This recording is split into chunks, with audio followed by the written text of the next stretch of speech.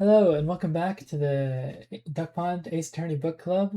Um, this week we are talking about the second game in the Ace Attorney series. I believe it is called Justice for All.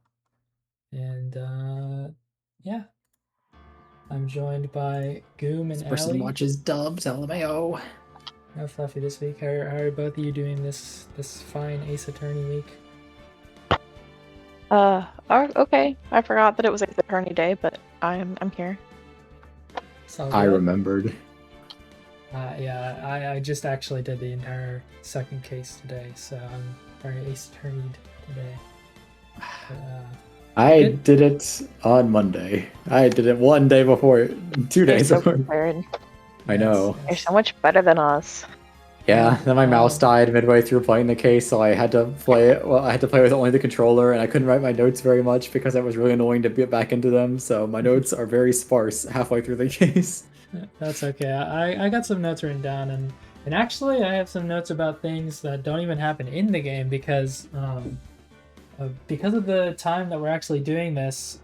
Capcom randomly decided to update the Ace Attorney trilogy. Just a bunch of like extra features, such as like looking through the art gallery. This is for the trilogy collection. I thought they were adding I thought they were adding text history, but I guess they didn't, and I'm upset about that because I thought that would be good. But whatever. Other stuff. That's the only thing. That's the only thing that really upsets me. But what's interesting is they actually changed some of the voice lines for Phoenix to one of the newer voice actors because the old one is involved in some not so great stuff. So I actually got to experience that, which was kind of weird. Yeah, those are. It's apparently just the ones. They just ported the ones from Spirit of Justice over. Yeah, that update literally came out today. So I haven't heard them in the game yet because, as I said, I played this last on Monday. I think they don't sound very similar to the original ones, so it kind of. They don't. It doesn't really bother. I mean, I've heard the newer ones a lot because I've played Ace Attorney 5 and 6 a lot, and Sam Riegel was the voice back in those games. Or yeah, I guess those games are like 10 years old now. I love Sam Riegel. Is he Phoenix, right? The modern one. Whoa, that's crazy. Except in the anime dub, that's Eric Vale, who I was like, and you might say who, and I was like, exactly, I don't know who he is. He's just a guy. I only really know Eric Vale from some of like the outtake videos on YouTube. Exactly. That's the only reason I know his name. Which I mean, they're pretty cool. But yeah, outside of the games, that's pretty much the biggest thing that happened this week. I'm pretty sure that update came out just today, so kind of crazy. It did. Why don't we just go ahead and get into the cases then here? So the first case we have, because we're actually doing two cases this week just because we're back to the beginning of the game and the tutorial case is kind of usually not super long. This one is definitely longer than the tutorial case of Ace Attorney 1, but not by too much.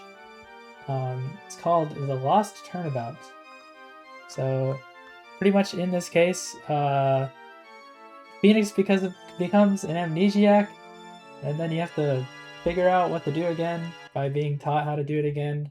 Definitely a very clever way to teach the player, to have an excuse to teach the player mechanics again. But you have to defend an unlucky police officer called Maggie Bird, who's accused of murdering a fellow policeman, Dustin Prince, while dealing with this very funny guy called Richard Wellington. I guess before we get into maybe some details about the case, what do you guys just think about it overall? I never really mind. Is this I am perpetually mixing it up with its name with the original name for a different case. It might be obvious which game it comes from. Now I'm saying original name, especially because there's only one Ace Attorney game that has two separate names of English things for everything. But it's Lost Turnabout? It's called the Lost Turnabout. Okay, cool. Because that other technically, this happens after the second case. Yeah, I have a really hard time remembering. Yeah. This is the first time Ace Attorney dips into its non-linearness that it had. Well, like a lot of Ace Attorney games are partially non-linear. I don't know why. I guess they just felt like it. But I don't know. I never really mind Lost Turnabout. I think it's a better tutorial than the first Turnabout is, because it at least tells you about pressing. It has more than one witness. It's more involved. But It didn't have any 3D elements, right? Like the Well, Part 5? Nope. no, it's not on the That's the DS last anymore. game. We're back to the Game Boy. Oh, okay, Advance. okay. Yep. Rise from no, there are no more 3D or elements or investigating things until Apollo Justice, because there are no more DS exclusive cases until Ace Attorney just moves to be entirely on the DS. Yeah. What about you, Allie? What do you think about this case overall? I liked it. I thought it was enjoyable. I guess I forgot just how many cases there will be when we're done with all of this. So it probably will end up being one that's forgettable, since I'm already kind of forgetting elements of it now. But I don't know. I enjoyed it. Yeah. I think it was a good introduction, but also I'm not playing it myself, so. Yeah, I think I can agree with Goomb and you. It's a good introduction, probably better than the tutorial case of the first Ace Attorney game. And I have to say, already right off the bat, I honestly, Justice for All out of this trilogy might have my favorite trial music of the series. I don't know, just the way the music, like the instruments they have in it, I think with like the bells, especially in the like just the normal trial music, makes it feel a lot more serious than the first game, and I really like that for this game. It's like things are getting real, you know. Phoenix is actually like doing attorney things. He's not just a newbie anymore. Yeah. Although I guess I really didn't like that he just got amnesia. And it feels like when it got revealed that it kind of got just brushed over, but like there's no like assault charge added to it because they attacked Phoenix, you know. Yeah. Gets bonked on the head. Like, he loses all of his memory. He doesn't remember his name. He doesn't remember his profession. He doesn't know how to do his profession. There's only 2 crimes in Japanifornia. Arguably his best friend.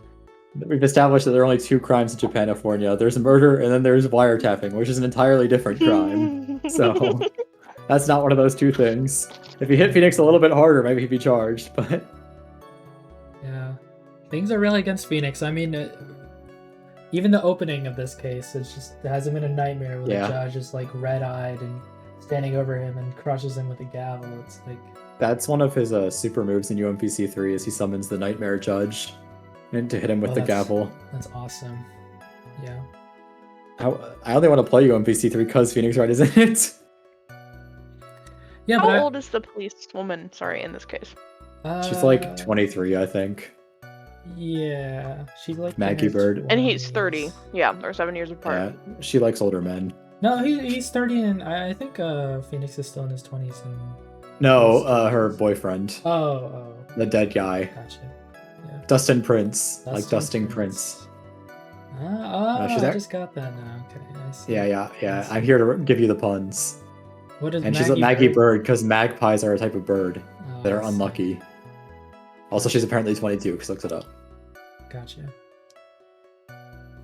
Yeah, but I'm a fan of the opening of this case. Pretty interesting already. You have Maggie be like the helper sort of person on your side of the courtroom, which is pretty interesting.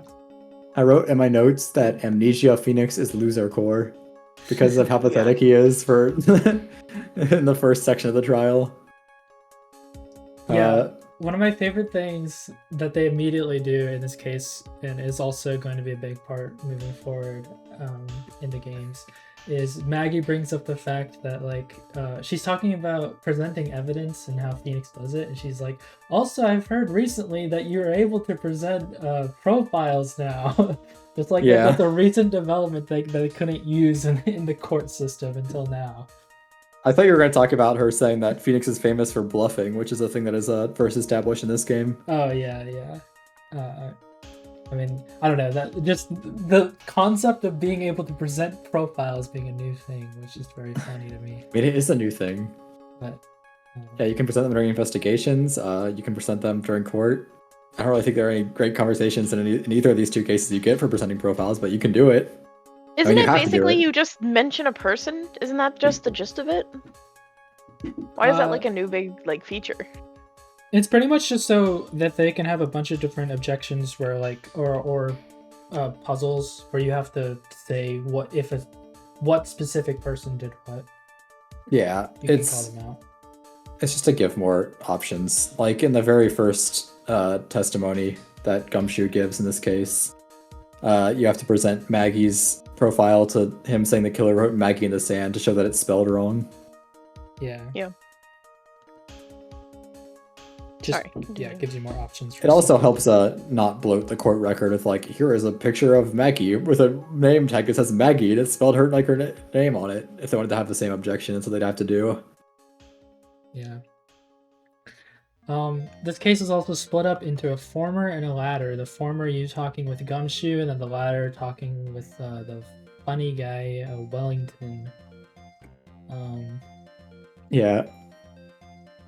I liked, there's a bit in one of Gumshoe's third testimony where he's talking about how he knows that it was Dustin who wrote the name in the sand that I just mentioned. And you press on the first statement and you go, and Phoenix like asks him some clarifying questions like, don't take us for a bunch of simpletons, pal. Scientific investigation is pretty good in this country. And then the next statement, you're like pressing him as to how he doesn't have some information. He's like, don't take us for a bunch of simpletons, pal. Scientific investigation can't find everything. It's a nice bit. I didn't catch on. It's very Gumshoe core. I love that they're bringing in the scientific investigation from last game. Well, remember that's more of anything from Rise from the Ashes is not written yet. This is 2002. What the that fuck? was 2005. You're so right. Yeah, they can't go back and redo that stuff. I mean, there were some lines that were rewritten in later releases because they did not like. They accidentally did stuff that was like, oh wait, Rise from the Ashes exists and is canon, so they had to rewrite some lines, so it's not very many, so... I will probably point out the one that I remember. The big part of this case... oh, there you go. I think Payne is a lot more characterized here than he was in the first game, where they pretty much just like take his joke from the credits, where he like takes credit for teaching Phoenix everything he knows. Even though he didn't really do anything, which is just like, he's incompetent, he has a high opinion of himself, he doesn't really accomplish anything. Just made that like his entire characterization, which I like. Like he objects like about as much as Von Karma does, but they don't really do anything. He just kind of says objection, and the judge is like overruled pretty consistently during the case. Yeah, the judge does not really respect Payne, unfortunately. Well, no one respects Payne. He's very pathetic.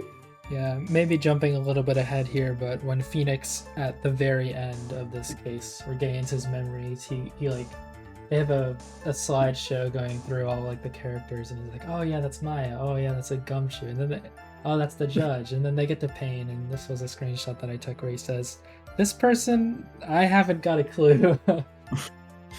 Yeah, poor Payne. Yeah, the Justice for All victory theme plays during that too, and that's like my favorite, maybe my favorite song from Justice for All. There's a lot of good songs from Justice for All. I mean, there's a lot of good songs in every Saturnian game, but I really like the Justice for All victory theme. A big portion of this case is spent talking about a yellow baseball glove, custom baseball glove. And, what do you mean bananas? Yeah, bananas. That Wellington thinks are bananas. That is I don't know if you know this, but it was a bigger meme back in the day in the Ace Attorney community of just whenever anyone talks about Wellington, calling him like the guy who loves large bananas or banana guy or something like that. That's like all he's remembered for is thinking that the glove is bananas. Right. That's all I'm gonna remember him for. What do you guys think about Wellington? I don't know. He's kind of generic. It's always I like his animations, but like he's not really super interesting. I mean, they instantly reveal that he's like the culprit. Yeah, so therefore he's exempt from my least obvious, most obvious killer awards. Yeah. Which I will be handing out during the last case. I just wanted to make note of that no Wellington. What about you, Allie? What do you think of Wellington? I am a big fan of like how they revealed his stuff throughout the case. And like his lies, along with like his personality, And I mean, obviously the dyed hair, and style, I think, are cool character design choices. So I wish he was a little bit more fleshed out as a character besides just like basic, I'm the villain. But I really liked him. Smash. Yeah, he's your pretty typical smarty kind of guy. I mean, he's like, so I gotta go to the best college, you know, all Yeah. that sort of stuff. I thought it was gonna be like an anti-cop thing at first, which I mean, I guess it kind of was. I mean, yeah, he thinks everybody is beneath him. That's like his whole thing. This is like the rare case where an Ace Attorney character has an animation where they like snap from talking to not talking, and I actually like it because I think it fits his personality. Or his like normal talk sprite, he like leans over to the side and like looks down and starts talking, and he snaps back to looking straight at you every time he's done talking. I complained about that with Will Powers, where he has like the handkerchief and he just immediately puts it away when he's done talking, but I don't know, I think it works better for Wellington. Yeah. Apparently, according to the Ace Attorney wiki, I remember looking this up and being surprised about it. His name is supposed to be a play on Dick Gumshoe's name because Richard Dick, and then Wellingtons are also a type of boot, and so are gumshoes. Interesting. It's also like rich and well off, which is what I always assumed it was supposed to be based off of. Yeah, he is rich. Yeah, I guess he does have some back and forth with Gumshoe about like the college or whatever. Yeah, he's also the only other witness. Well, Gumshoe and Wellington are the two witnesses in this case too. He's anti-cop. I definitely like his sprites, his whole thing. I mean, especially his breakdown where he just like chokes himself out is kind of funny. Yeah, I really like his breakdown. I think I'd like it more if it wasn't just a longer version of his shock animation though. I kind of wish they saved like him strangling himself just for the very end, because he does it a lot. Because he has first case killer core where he like immediately like 2 testimonies in, he's basically already done. I also find his hair flip kind of funny. Just it feels like it takes an unusually long amount of time, but I think he has a lot of good animations. Definitely my favorite animated in this case, for sure. I'd say he's my favorite animated, even if you count the next case. Oh wow, okay. My opinion differs on that, but okay, one last character I think, and then we can wrap up some thoughts on this case. Any thoughts on Maggie Bird? I think she's fine. I think she's fine. I mean, I don't like how her name is spelled. Maggey. Yeah. Well, it has to be spelled unusually so the first objection can work. I know, yeah. That is probably what. But she is weird for that. Yeah. Because she definitely chose that. Her parents. Well, her parents. If this game was released modern days, her name would be like Maggie Bird. Yeah. Yeah. They do have some continuity with Rise from the Ashes, where you can actually see a picture of her in Gumshoe's locker from there. Oh, I didn't even know that. Well, I only saw the Gumshoe's coat. Oh, you only open Gumshoe's locker a single time in Rise from the Ashes. Yeah, I only saw his coat in there. I couldn't like identify anything else back then. They're kind of just playing on that whole like him having a crush on her thing already. Yeah. I mean, it could work out. Her boyfriend's dead. Well, she claims that they weren't boyfriend and girlfriend, so I don't know. She's too embarrassed. Yeah, I do like the whole thing though with the motivation for Wellington. Yeah, I think that's pretty good. Him thinking that she sold him out because Prince is in uniform. I think that's a good motivation sort of thing in this case. But yeah, any other thoughts on this case? I like at the end where for the last testimony, the last thing at the end you present your business card so that Maya can call your own phone number, so that your phone can ring and show that that's the phone that Wellington has. Yeah. But you can, for one thing, the first thing I like about this is that the judge responds and he gives you his own business card, which is a great bit. And then apparently it's completely illegible if you read the description of it in the court record, so you don't actually know what the judge is named. You decide that they gave you. It has like a very neat writing, but you can't understand it. Oh, I must have missed that. It's Judge. Yeah. But then the second thing is that you can lose a third of your life bar by saying that because Justice for All has variable penalty amounts for the first time in the series. Yeah. The original Ace Attorney was always 5 strikes. Justice for All, it changes depending on like how impactful they want the penalty to be. And you can tell the court that the name on the front of the business cards is important, because it even taught me, it even told me I'm Phoenix Wright. That's my favorite line. The name on this card tells people who I am. It even told me I'm Phoenix Wright. And the judge just goes, did you not know that? And Phoenix goes, nope. And then everyone, then it just cuts to everyone going ... And then Phoenix gets a penalty for a third of his life. Yeah. He's not lying though. But it was deserved. Yeah. Also, you can tell the judge you're not ready for the trial. And then Phoenix just goes, if I said no, would it be alright? And the judge goes, of course it wouldn't. And the trial just goes on. Yeah. The Japanifornia trial system is very well run. They have to get it done in 3 days, man. They gotta keep going. And that's max. Like, they hate drawing it on. I think they also say that this trial has to happen faster because she's a police officer. So it would be bad if they dragged it on. They do give an excuse. They don't just say no. It's one of those. I mean, they just say no then, but they say that earlier. All right. Well, my thoughts on this case are: it is better. Honestly, would I put it above 1, 2? I don't know. I definitely put it above the first tutorial for sure. I don't know if I'd put it above Turnabout Sisters though, which is the second case in the first game. So I'll slot it right in between those, at least for me. Okay. I'd say that it... Oh, yeah, you go. I'd give it the same grade I gave the first Turnabout. Because I think it's better than the first Turnabout, but it's also significantly longer. I'd still say it's also just fine. Okay. I don't know. I don't have like strong opinions about either of those cases. What about you, Allie? They're there to tell you how to play the game. Where do you think letter ranking you would give this? In B tier. B tier. Okay. Yeah, that's fair. Above 1, 2 though. Above 1, 2?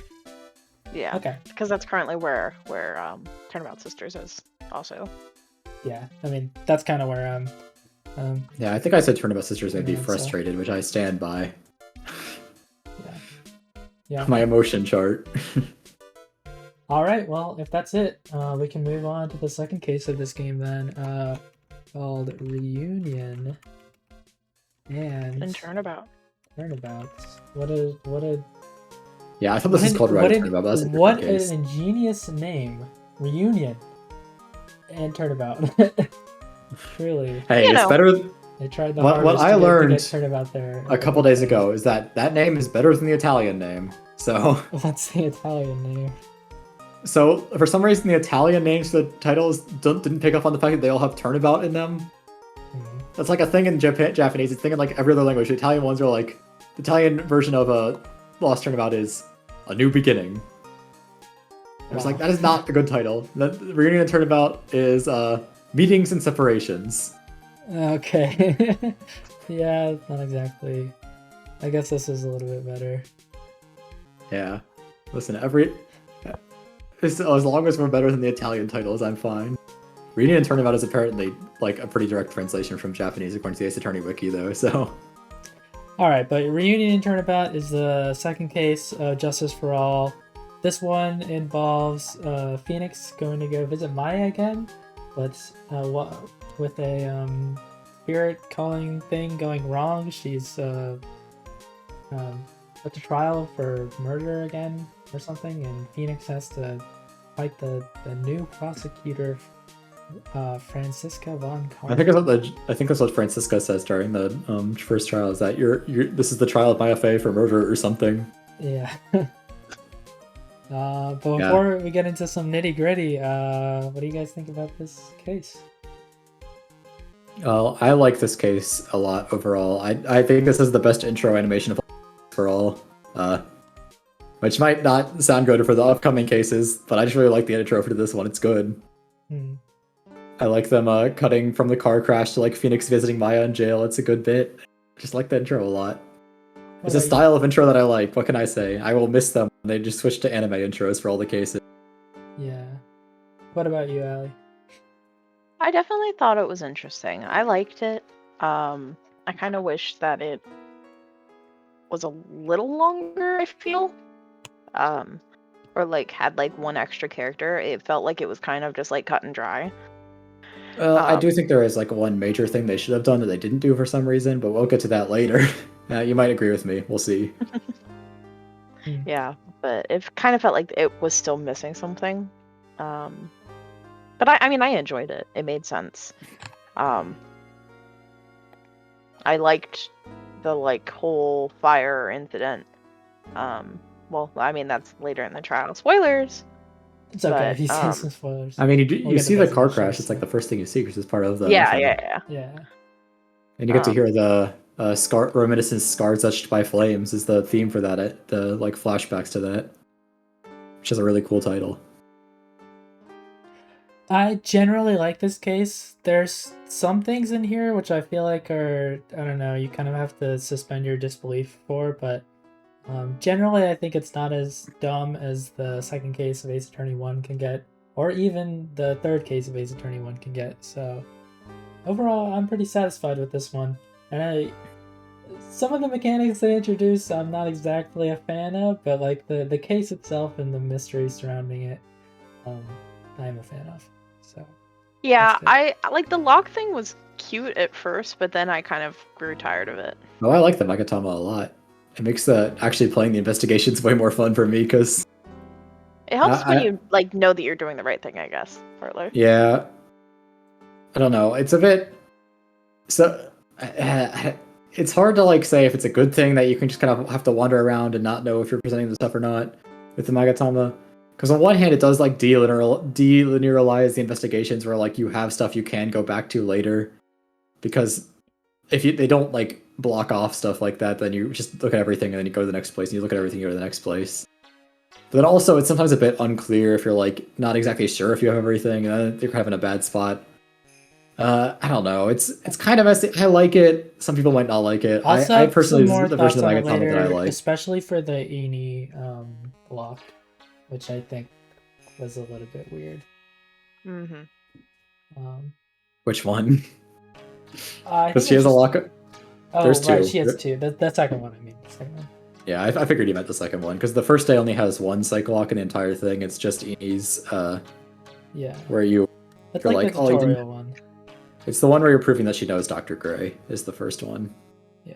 Because the first thing you do in this case is that you meet Dr. Gray, who is, a guy.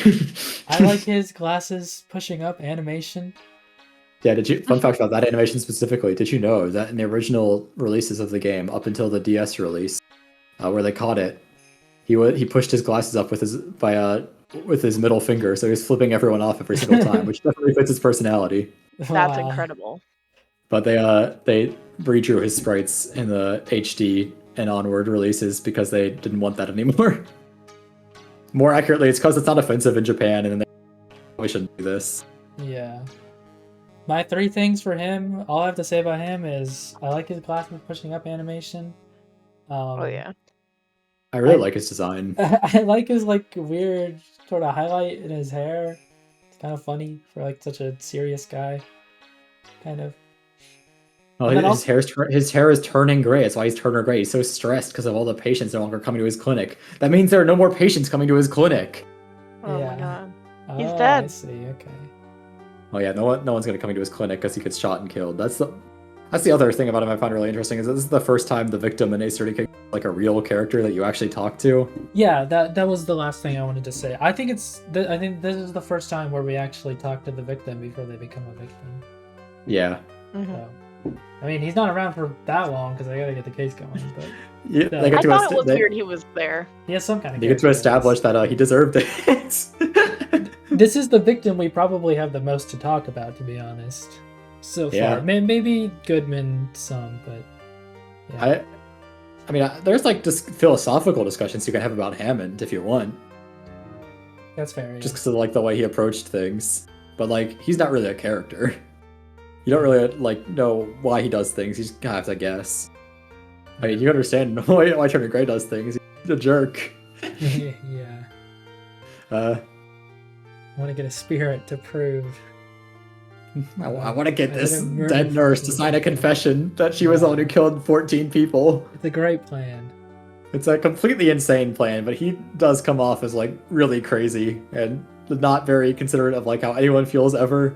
and not very well in tune with reality. And like the 20 minutes you have to talk with him, probably less than that, honestly. Yeah. So I mean, it makes sense that he would come up with that idea. Which I think is an obstacle when you're doing a spirit channeling case in Japanifornia where people don't actually believe in it. Yeah, is but that you have to come up with someone who would like want to do it. Yeah. Well, you end up going to Karain Village with him and meet Maya again. Also, Wada Heart is there again for some reason. Yeah. I don't Well, exactly she was remember becoming why. a paranormal photographer, and she, I guess, learned somehow this is a ghost place, so she wants to get photos of ghosts. I had kind Because of she took a pic. thought that she had given up on that sort of stuff. No, she gave up on the cryptid photography. She switched to ghost photography because she took the picture of Mia in the Ace Attorney 1 end of the Turnabout Goodbyes. Oh, that's right. I see. It's actually consistent with what happened in the previous game. It's a good... So she just thought a bunch of ghosts were going to show up here. Yes. Not that they just needed somebody to take pictures. Well, I think she heard there was a spirit channeling going on somehow, so she wanted to be there to take pictures. I think that's what she actually says. She's a paranormal photographer now. It's her new job. Yeah. Okay. And then I think the last character's established before Turner Gray dies, rip to a real one, is Morgan. Morgan. Allie, what do you think about Morgan Fay? I don't like her. Her hair is too big. She's hiding something. Yeah, she's hiding something in her hair.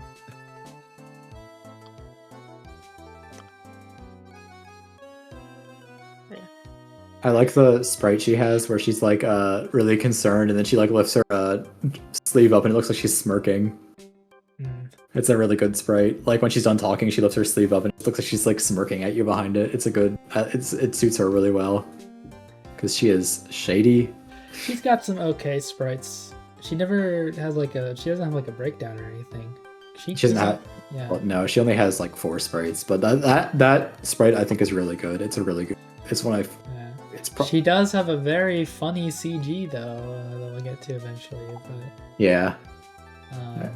So they go do the thing, and then the things happen, and you investigate the. Here, this is what I was talking about. And that's pretty much the first. Oh, I see the smirk one. Yeah.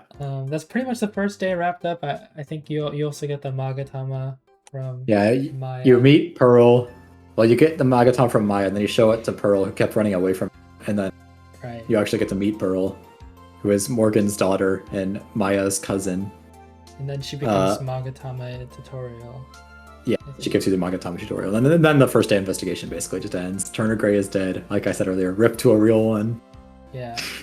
Okay, well, I guess since Magatama stuff is brought up right now, let's just go into all the new mechanic sort of thing here. So they introduced a new mechanic in this game where if somebody's hiding something, you can show them the Magatama and then present evidence to get them to stop lying and reveal the truth or whatever. You also have health for this section. This actually plays into your health for the entire game. Yeah, I don't like that. The Justice for All does is the health bar. I think it is too unforgiving.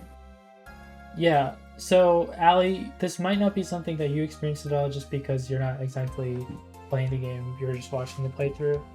But your health does not reset between days in this game. So normally... Well, that's so scary. Yeah.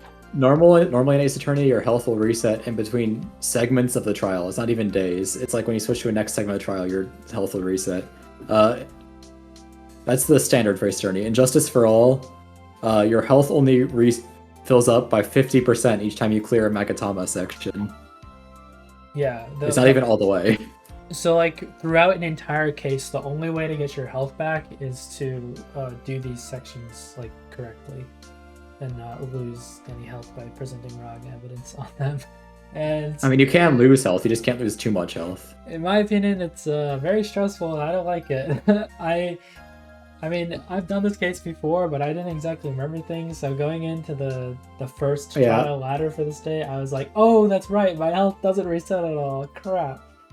Yeah, Justice for All is harder than Ace Attorney 1, not just because of that, you have to make harder, like, deductions in general. So I I didn't take like any damage for all of Ace Attorney 1 up until like near the end of the game. I already took damage, and well, I took damage on purpose last case, but I took damage not on purpose case. Fortunately, it does reset between cases, so yeah, don't have to worry about that. Well, like that feels unrealistic for the judge to have a grudge against someone for being bad at the game. That would never happen in real life. That'd be insane. Like permadeath mode for Ace Attorney. You have to restart the entire game. Oh yeah, but the other, I do like that the Cyclops are immediately used as a narrow development in this case, because in day 1 you finish Eenies and then you go back to the detention center and you talk to Mia because Maya like unconsciously channels her or something. And then at the very end of the first investigation, you get to see Cyclops on Mia, but not actually do anything about them, so you know she's hiding something.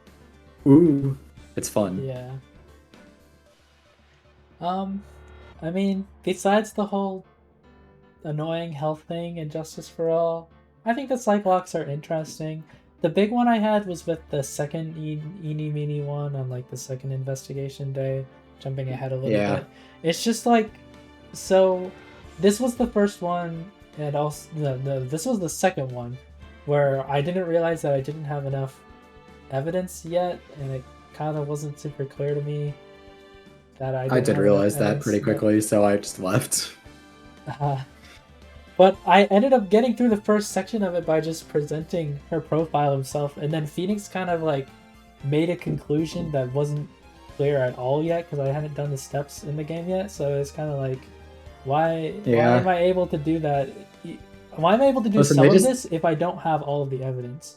Because then it just creates a weird situation where Phoenix is like coming to conclusions that they're trying to say I haven't been able to come to yet. It's like, I don't know about that. They probably should make the last piece of evidence you get to do a Cyclops thing the first one you present, just to make things more logical, but this is the first time they did it, so I'm willing to throw them bones. It introduces some inconsistencies that are a little bit annoying, but I immediately had that happen to me, so I was like, I think my first favorite line from this case also comes from this day, where it's if you like try to talk to Pearl before you have the Magatama, she just runs up. Then Phoenix just goes, "What is it? Is it my hair? Too spiky? Not spiky enough?" Yeah, I did write that down as well. Also, the Gatewater Hotel is now a high-class luxury hotel. Oh, no, just a business class hotel. Oh, yeah. I thought they said that it used to be like that. They said it used to be a business hotel, but now it's a high-class luxury hotel. If you look at the door, because they've been having such great business. I see. Or the window. I don't like calling it the door. Yeah, but now, oh yeah, and also Gumshoe just tries to show his gun to Pearl when he meets her. It's like the very first thing he does. Yeah. Phoenix goes like, I think Phoenix says, "I didn't know Gumshoe was good with kids." Then Gumshoe goes, "Hey, you want to see a gun? Real gun?"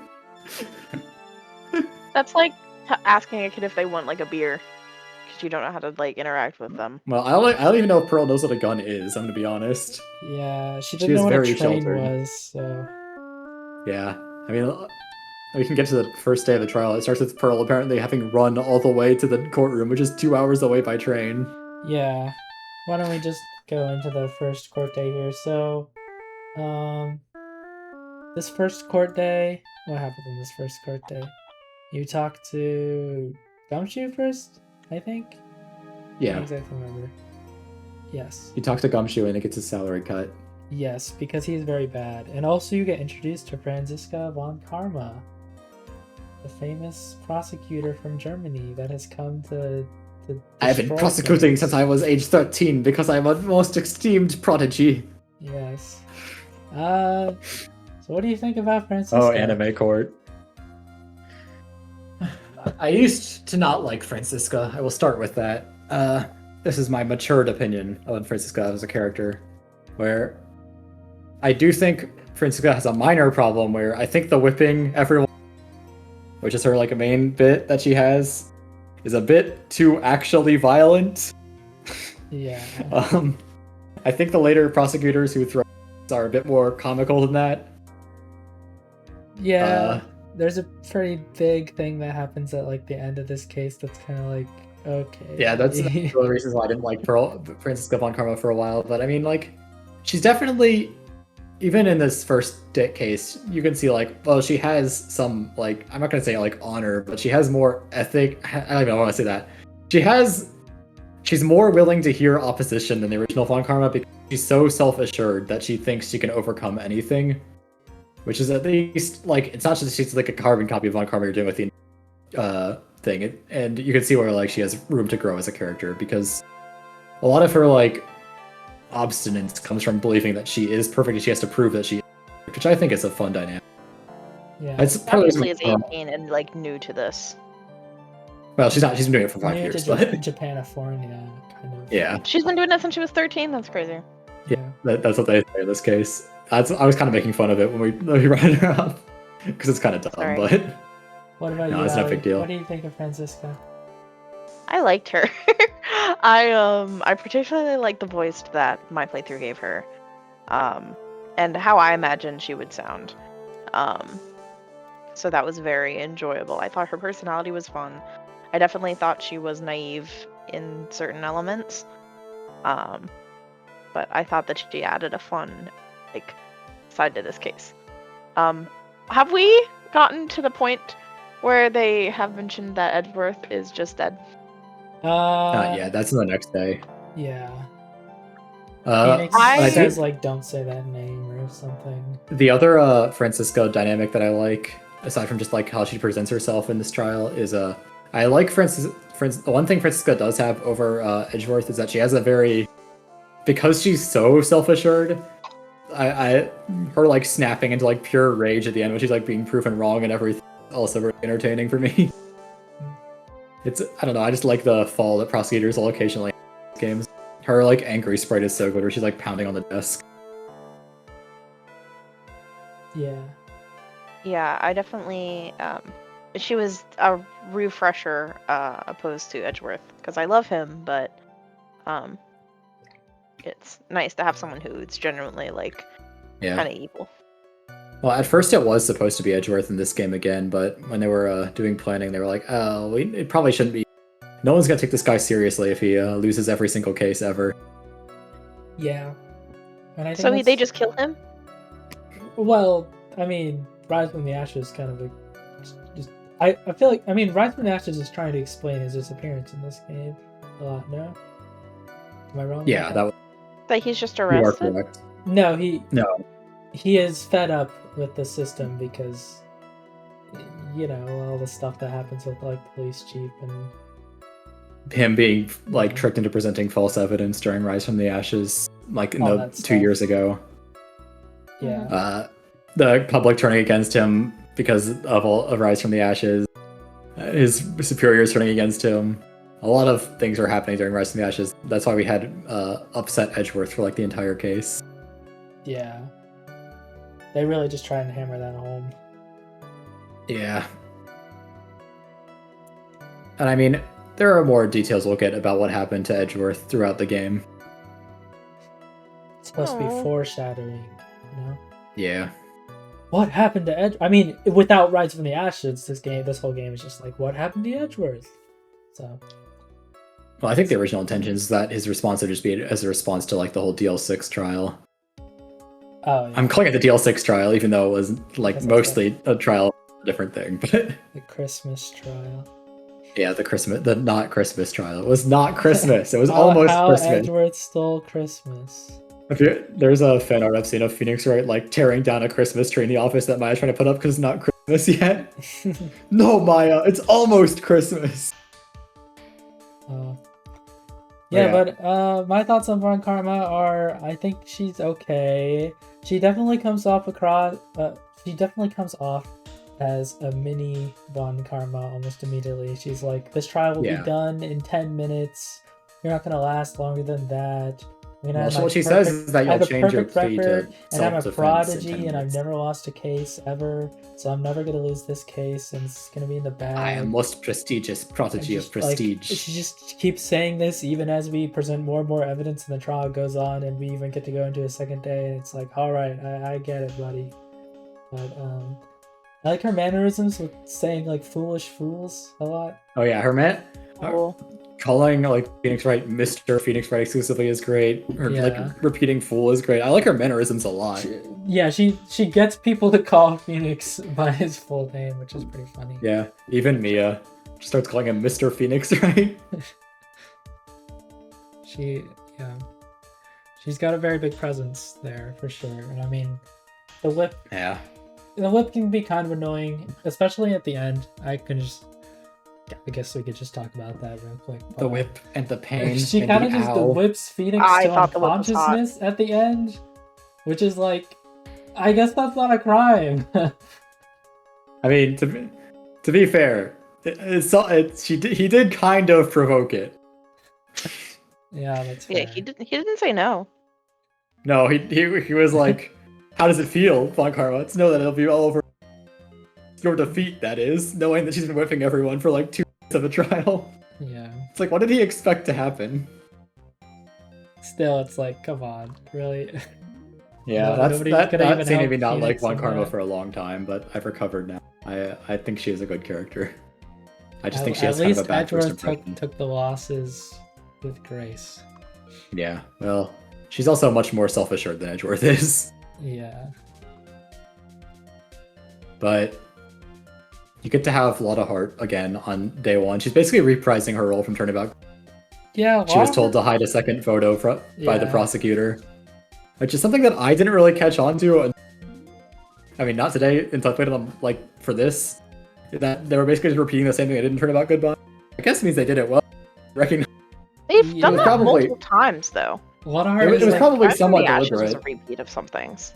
Yeah. It was probably somewhat deliberate that they were setting up like Lotta Hart doing the same basic role twice. I like Lotta Hart being here, though. Yeah, I like how because Lotta was together with you for most of what she witnessed, her first testimony, like every single time you press, Von Karma just goes, well, did this happen, Mr. Phoenix, right? You just go like, yeah. That's pretty funny. Like, Mr. Lawyer there broke the door down. Hold it! So this Mr. Lawyer there broke the door down? Yeah. Yes, I did. It's a good dynamic. Yeah, if you examine that door, by the way, from the inside of the channeling chamber, Phoenix goes like, looks like that door going to hold up to the Phoenix. Oh, I didn't get that. It's great. Von Karma also has an illegal photo from the detention center, which shows us another angle of Maya and her spirit channeling. This is a big, thing that this case revolves around, which is the Fae's ability to channel dead spirits and then also physically alter themselves to all be like the proportions of the summoned dead person.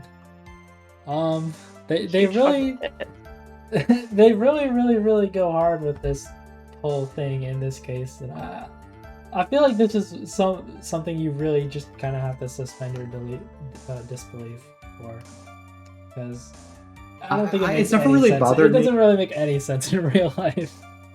Yeah, it wouldn't make sense in real life, but my attitude about the spirit channeling and because there are other cases that also use spirit channeling as elements, as like a thing that happened, is if you're going to have like the fantastical spirit channeling element in your game, you might as well actually use it for setting up mysteries. Because the only effective red herring in this case is like, oh, the ghost did it. Yeah. And because that is like what you might be thinking for at least some of the case. And like, that's interesting. I guess I don't think this case is just kind of weird like, that it's never. It's just never really like questioned by anybody. Well, the judge does acknowledge he doesn't really understand the arguments, but he can believe that they can happen, which is enough apparently. I mean, yeah, it's been proven in the past that the police relies on has relied on spirit people before. And plus, the entire point of like the illegal photo shoot. Oh, this can happen. And I'm not presenting it as evidence, but like, I have this photo. Ooh, it's definitely much more of a scummy thing that she does than updating the autopsy report. It's similar to that, where it's like a pretty scummy thing that the prosecutor does during the first trial they're in. I do think it is kind of cool that, like, clearly Franziska is like paying attention to things, and she was on top of this. Yeah. Like, I don't know, just using that against Phoenix is pretty interesting. Like, maybe just show off your mystical powers that make no sense and make you look foolish. Unfortunately for Francisca, she did not know about the bullet hole in the outfit, the costume is what they call it, that Maya was wearing. Yeah. Which you presented like 3 or 4 times during this day of the trial. It really... There's a bullet in the costume. Yeah. But, that also leads to a second salary cut for Gumshoe, so he's at 6, in case you're wondering. Okay. Damn. Poor Gumshoe. Yeah, I think Francisca is in charge of his salary now for some reason. So. Well, the prosecutors are in charge of the detectives. I see.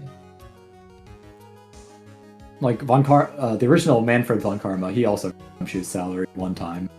It's in my Gumshoe salary cut counter. Nice. I don't have it like written out data, like verbosely, but right now it's 3 for Edge, 1 for Manfred, and then 2 for Francisca, I believe. Okay. Yeah, I think pretty much only salary cuts happened on the first day, I think. Like, first investigation and trial, I mean. But... Yeah, well, Gumshoe doesn't really do anything for the second trial day. Yeah. He is there on the second investigation. I don't think he does anything. He walks I guess it gives you some evidence. with Morgan, and that's about it. He gets scolded by Morgan, I mean. Oh yeah, because he tries to show the gun to Pearl again. Yeah.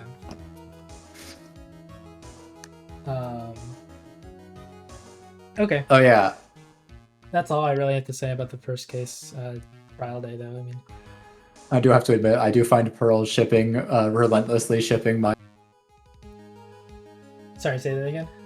I find Pearl relentlessly shipping Maya and Phoenix. I don't ship them at all. Dang it! I don't ship Maya and Phoenix at all. I find Pearl doing it very funny. There. Yeah, that is very It's a good bit. I mean, that is the thing I would expect like a 7 or 8-year-old to do, so... It must be true love! Also, probably because Maya talks about They're gonna Phoenix get a married. lot, so... Yeah. I mean, yeah, it was interesting. Okay, any other being all thoughts on the observers. first trial day, or we want to move on? No, I'm good.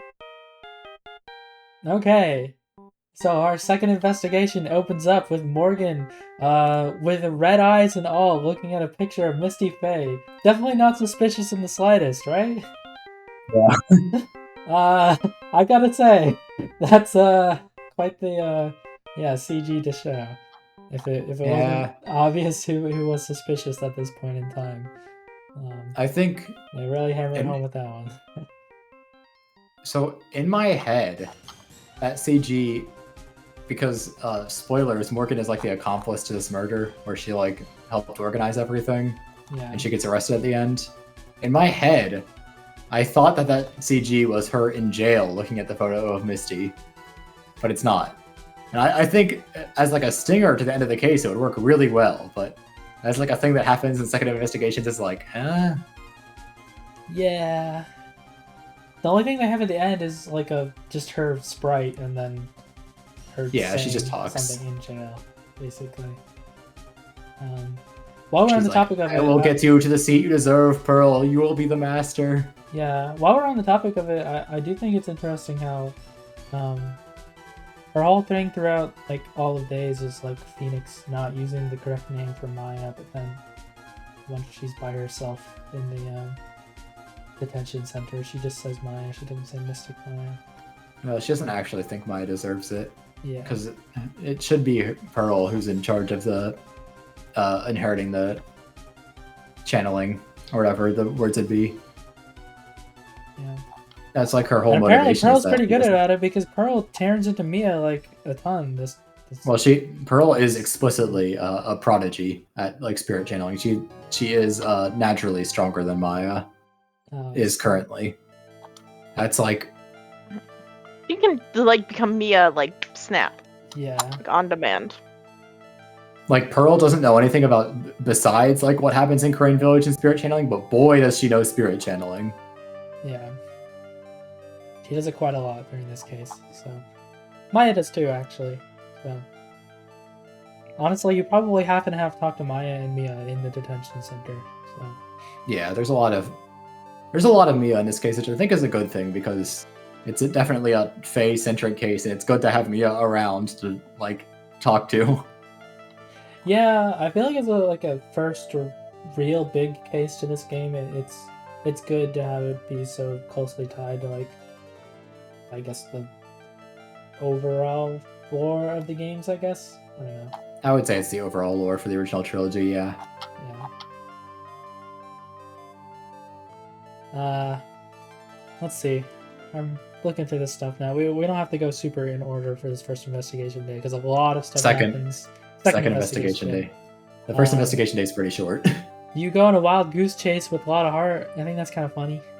It is kind of funny. And she hides in a box.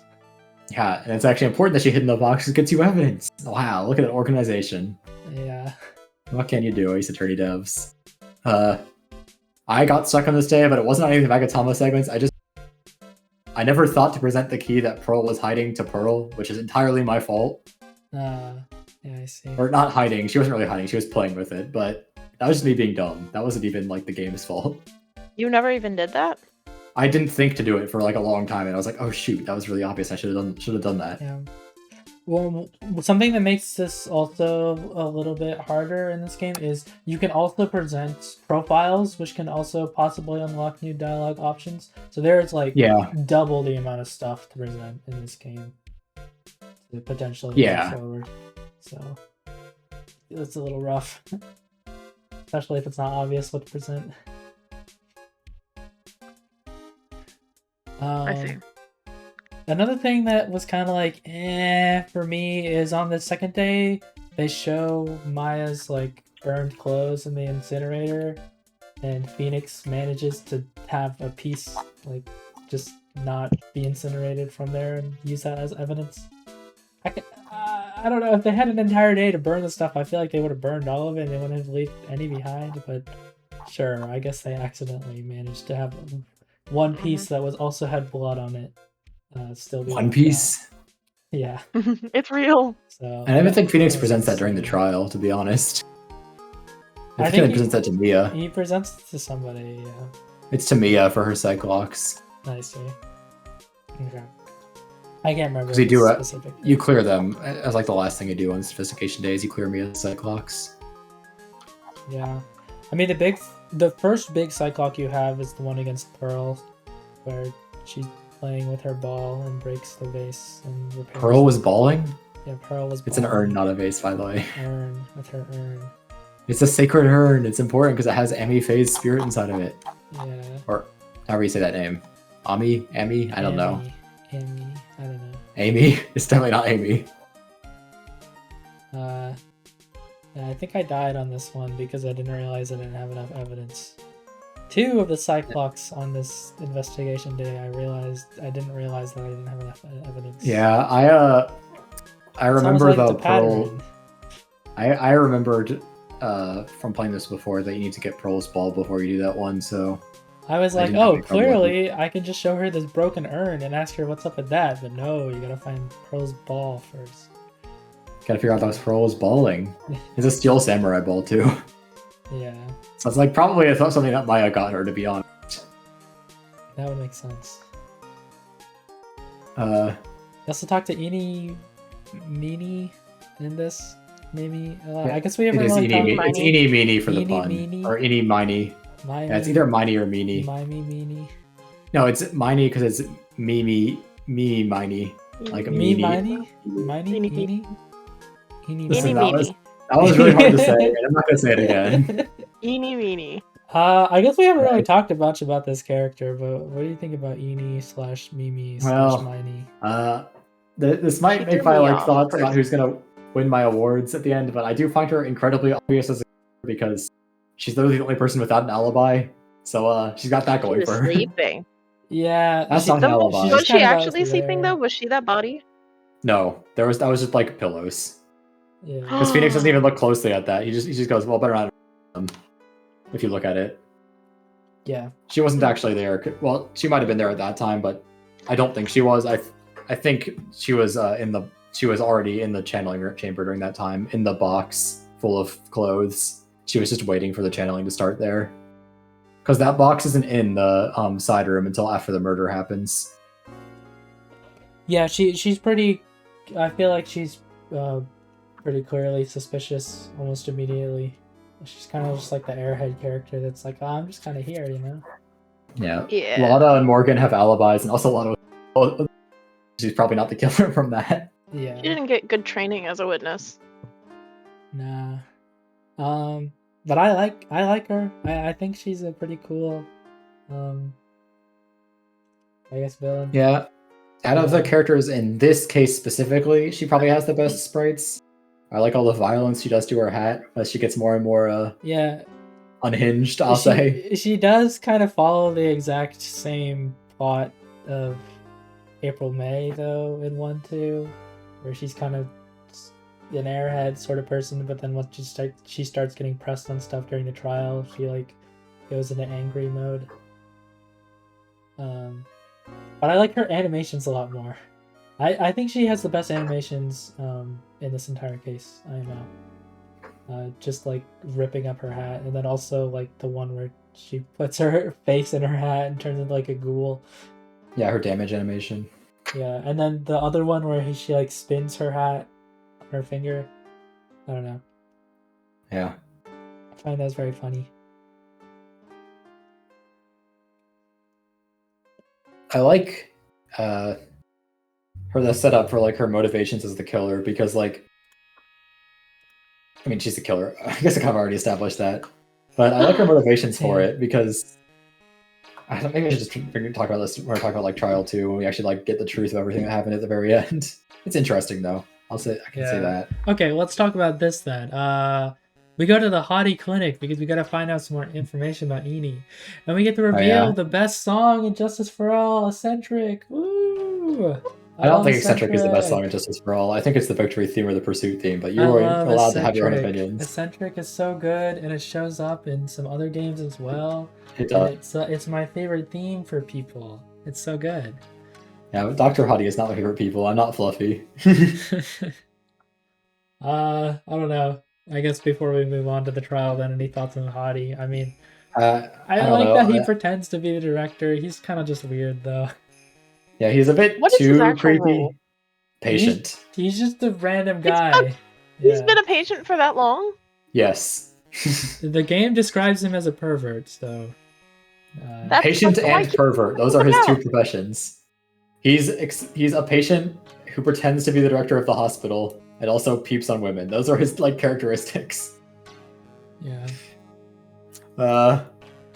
I think the fact that he's like just a patient is funny. But like Phoenix figuring that out like right before he starts talking, just like, oh great, this is who I have to talk with. Yeah. It's a good. I like that. I think it's funny how he says he's the director, but Phoenix is like, am I sure this is the director? But then he actually has a lot of information, and then in the end, he's really not the director. So it's like, okay. Well, at the start, Phoenix does think he's the director, and then the nurse comes in, try to take him back to his room. Phoenix figures out then he's not actually the director. Nah, I see, okay. But, yeah, I mean, I don't really like this character that much, but I like the song. Eccentric's a good song. I agree with that. Introduced. So I kind of associate it with the next character in the next case that's introduced. I associate it with the character who is not in this game, so... Okay. But specifically the Apollo Justice like remix of the song, which is what... But I think you might... Wait, no, you don't even know who I'm talking about. Dang. You'll find out. Okay. One day. Well, I have one more thought about this investigation day, but before I go, does anyone else have anything they want to say this day? Nope. I don't think so. Okay. Something I forgot to mention at the very beginning. Weirdly, at the very beginning of this investigation day, Gumshoe's theme plays when you return to Kurain Village, even though he's not there.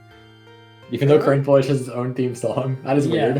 It just randomly starts playing for Phoenix walking around an empty village. So he does eventually come to the place, doesn't he? Or he does it the first day? He does, with Morgan. He's there.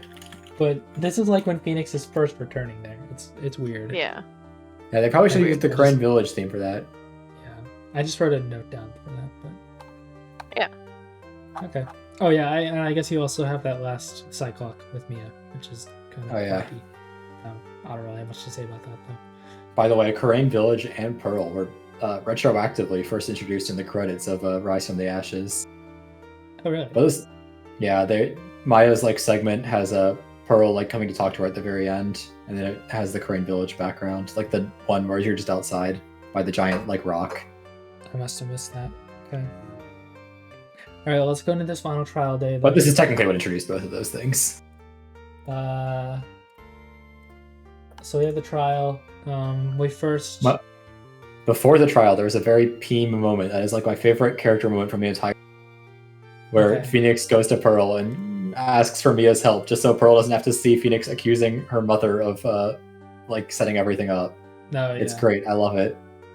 Phoenix it's such a good character beat. Maturing. He knows what he's doing now. You get to have a hard-hitting emotional moment before the trial. It's good. I love that moment a lot.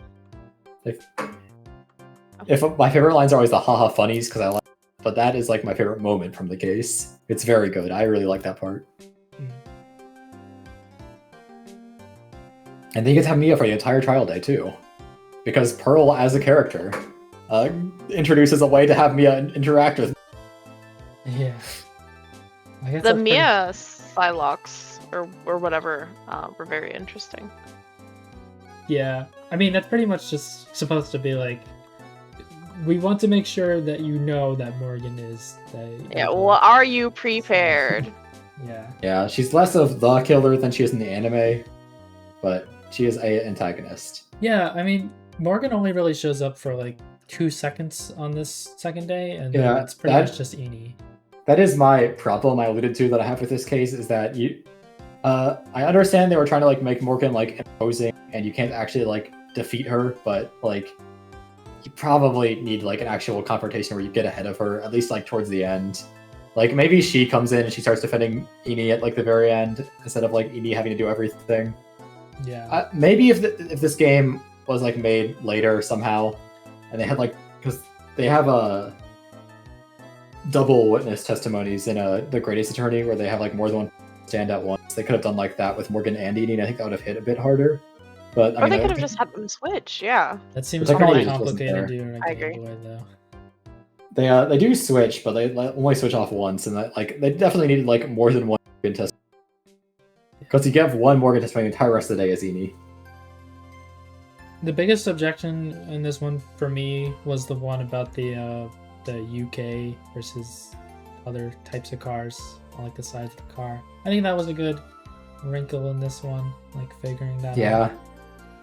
Like, if you press the statement that like you have to object to with that after it gets added to the testimony, Phoenix has like a little rant about like UK's cars sucking, and one of the things that he lists is that their steering wheels are on the opposite side of the car, which I think is a funny way to like hint at it. Yeah. Because that's also the only part of his rant that he like brings up more, just like make sure it's in your head. Because like obviously not everyone's gonna know that sort of thing. Yeah. And then Eni like is like, no, they're great. You don't understand, which is also pretty funny. But also, I don't have my license yet, or I didn't. Yeah. Which you totally did, because it's right here. Yeah. What do you guys think about the whole face change plotline to this? I can't. That was what I was alluding to, where I like Eni's motivations for doing them. Where it's like, oh, it's not revenge. She has to protect the fact that she like stole her dead sister's life, but she doesn't actually like living her dead sister's life. But she knows it'd be better than living her own. I really like that. It's again, it's like another thing where I'm like, A+. I like this a lot. What about you, Allie? Can you tell that I think Trial Day 2 is the best part of this case? Yeah. Was there any like visual clue in her like character profile that like she had surgery or anything? Besides the fact that like the clinic said she did? No, I don't think so. I wish there was. They did so well. When you're looking at her like sprites when she's like spinning her hat on her head, she does look very similar to Mimi's portrait in the if you look at it.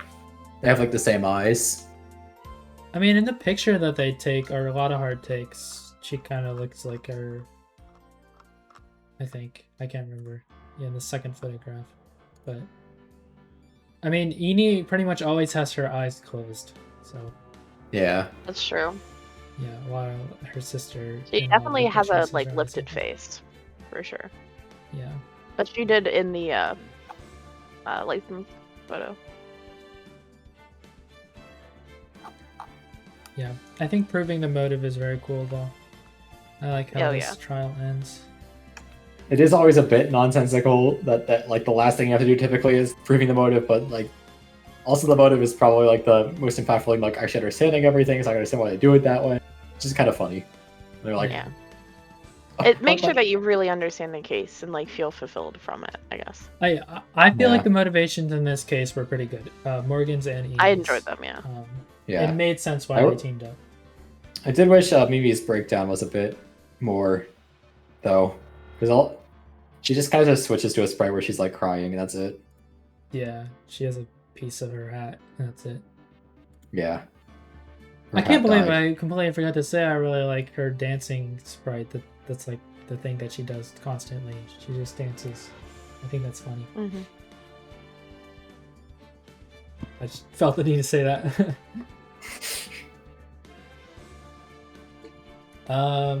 But yeah, you get killed by Franziska, and then the trial ends, and Morgan is like, I will have my revenge from jail.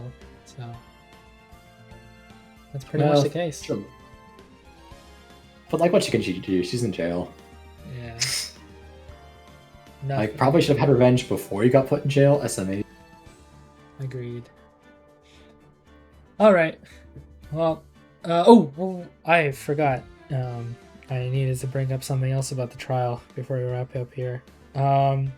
There's a point in the case where it gives you the chance to rehear Edie's recount of the accident and what happened during it, just in case you forgot it from the investigation when she said it.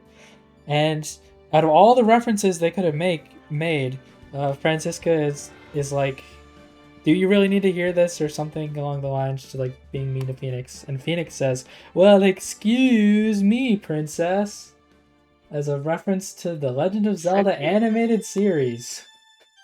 Out of all references, so I found that quite strange. Hey, that was more in the zeitgeist back in 2006 or 7. I guess so. Like early internet culture. I was between that and like the John Goodman reference, quite weird, but very funny. And Rise from the Ashes in the updated script from the 3DS version of Ace Attorney onwards, they make a reference to an Ace Attorney meme video. Oh wow! But not in.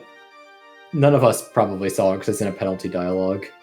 I see. But at one of the at some point you can like present something at some testimony when Gant is, and Gant like talks about throwing his shoe at you, and then the judge goes, maybe this boot to the head will knock some sense into you, Mr. Phoenix. Or it doesn't say Mr. Phoenix, right? Because Von Karma's not there, but I think it just says Phoenix, right? Or Mr. Right, or something. But the boot to the head is like it's a reference from a long time ago. I see. Okay, well, that was the last thing I had to say. So, you guys have anything else you want to say about the case before we start to wrap up here? I like in trial day 1 intermission where Pearl goes, it's great how you tricked all those people into believing you, Mr. Nick. And she has like a really big smile. I never talked about it then, but it's very funny. I agree. I'm glad that Pearl wasn't a like bad person in it. Like, she's also kind of a victim of it. Like, it's mostly just her mother that's being the way that she is. Yeah. I feel bad. I'm glad that she and Maya are like friends and like trust each other very much. So. Yeah, I mean, I don't know. You probably couldn't tell, but I'm pretty pro Pearl as a character in Ace Attorney. I like her. I think she adds a lot to the cast as having like another spirit channeling person. And also she's dumb, which is funny. And she's so good. And she's 8! She's 8! What do you mean she's dumb? The children are stupid! It's funny! She's 8 years old! What do you think she's gonna know? I didn't say it was bad. I like that. She runs for like 5 hours to get to the trial. Oh my god, poor baby. I can't believe she did that. Alright. Well, time to rank these things now, or do our own individual things. How about we go in reverse order this time? So, Allie, what letter ranking would you put for this one? I put this one at an A, underneath 1-3. I did really like Steel Samurai. I think just a little bit more than this case. But honestly, that might change. I might think on it more. Okay. So I might, but it's definitely A tier. I don't like it as much as I liked the Edgeworth cases, obviously. For characters, the German lady is very high up there. The police guy, if only he wasn't dead. And I think I maybe mentioned everyone else already. But we got another minor. Our minorest minor of all, I think, so far. Yeah. I think. Oh yeah, did you know that in the original Japanese, Francisco von Karma was not from Germany? She was from the United States. Oh, wow. I feel like that works a lot less than her being from Germany. I thought it was so interesting that they kept insulting Lotta Hart for being like a foreigner. Morgan kept doing like her that. English isn't bad. Morgan kept doing that. I don't think anyone else was. Yeah, but I thought that was an interesting bit for them to keep pushing. Also, Morgan really seems to think that the Heartland is a person. different country. Yeah.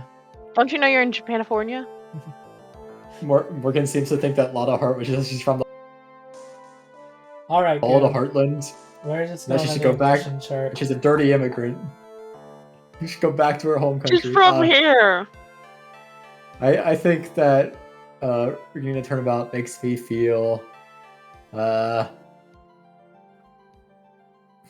hard for me to say that I have like my problems. It's like, this with it. I don't think it's like I'll say cozy. Cozy. I think. Okay. I don't think it's like I agree with Allie, where I think it's like below Samurai, but just below Samurai. I don't even remember where it's a good solid case, you know. It is. I think Cozy's better than Pleasant. It's definitely better than Safe. It's definitely better than Calm. So yeah, I think it's like good. I like it. There's a lot of elements that I really like. You cozy again, I do wish there was more of a competition with Morgan because she's kind of the main villain. Yeah.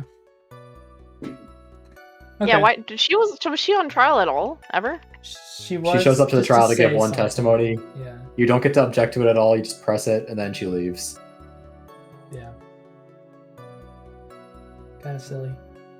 I haven't actually seen the anime, so I don't know if they changed that in the anime at all. But they did change the setup of the case in the anime, which I will not talk about. We're not talking about the anime. All right. Are we gonna watch the anime also? For me, I don't know. This is probably also gonna go right under Steel Samurai. I think it's pretty good. It's about on par with that one, at least for me. So yeah, pretty good. I like this case. That's all I have to say. Okay, well, I think that's pretty much everything talked about. So, can start to wrap up here. Allie, where can people find you? People can find me on Overwatch at Serendipity Town 11754. Play competitive with me on Platinum 5. Alright, Goomb, where can people find you? People can find me at the bottom of the well. If you play the Song of Storms, it will increase the speed of the windmill, draining all the water. You will then have to find the lens of truth, and I'll just be like there. But like I'm in a wall, you just can't really tell that it's not really a wall because you don't have the truth yet. Alright. And you can find me here on the Ziggy YouTube channel. Remember to like, subscribe, press the bell, all those things that are very fun to press. Buttons are fun to press. Am I right or am I right? Like my buttons. Yeah. And yeah, that'll do it for this week's episode of the Duckpond Ace Attorney Book Club. We'll see you next week, probably for the next case. Bye for now. Bye.